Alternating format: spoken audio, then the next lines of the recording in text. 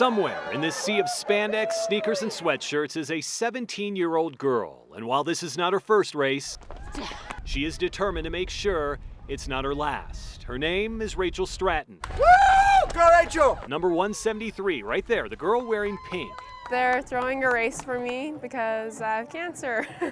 And if there is one thing you need to know about Rachel, she can do I can do hard things. very hard things. One of those things began 6 months ago. It was dizzy, like your whole world spinning around you, and it was like, whoa. She was sleeping probably minimum of 16 hours a day. And she was having numbness in the lip area and around the mouth. Those symptoms became the first sign of Rachel's cancer. She just didn't know it, but the doctors, Well, we know what's wrong. soon did, as Rachel and her mother were about to find out. And he had a hard time telling us.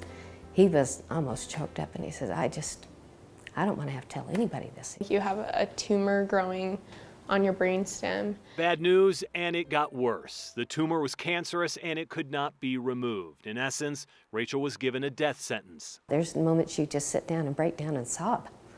Nobody wants to face this. Do you ever let yourself think, what if she doesn't make it?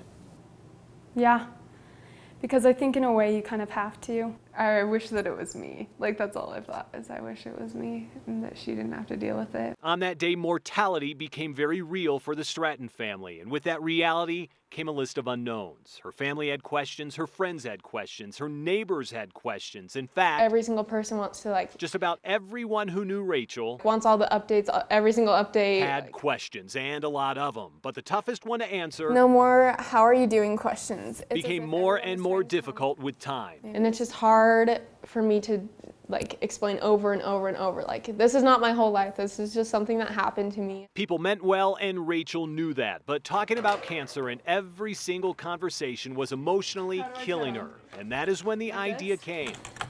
Tell everyone what's going on It was by far the scariest day of my life. in one single scared, shot. but I know Rachel that God- started a blog. Emotionally, I've never dealt with anything this hard in my life. No bells, no whistles, just straight talk about her cancer, the treatments, and her challenges. Pictures were posted, stories were shared. I need to keep living my life. After all, I'm still a 17-year-old girl. I want more than anything for this cancer to stop defining me. And what Rachel soon found out was her audience She's such an inspiration. Dann denke ich auch. I would love to be that strong. It feels good to know that many people that she doesn't even know care. had become global across the country and around the world, from Jersey to Chile, from India to Poland.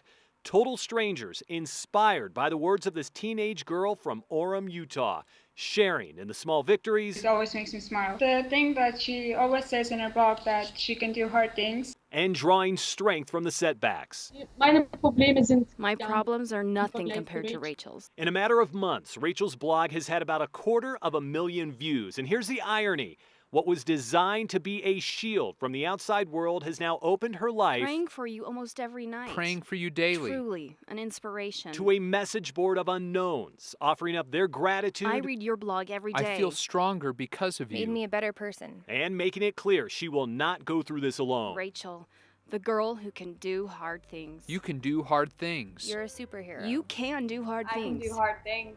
Kind of taught me I can do not hard things and just stop complaining so much. Rachel ist ein I think she is a hero. When I look and see her photos, she's in pain, yet she smiles.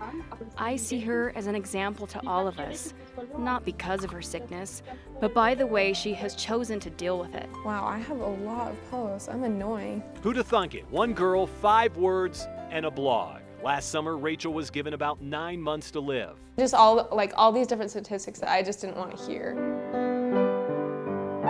But in her 17 years, Rachel has never been one to run away from a fight, and this time is no different. True, the stakes are much, much higher, and true, the odds are not in her favor. But if there is one thing you should never forget about Rachel Stratton, she can do Nothing good is going to come if you have a bad attitude. very hard things. And just say you're going to beat it until you do.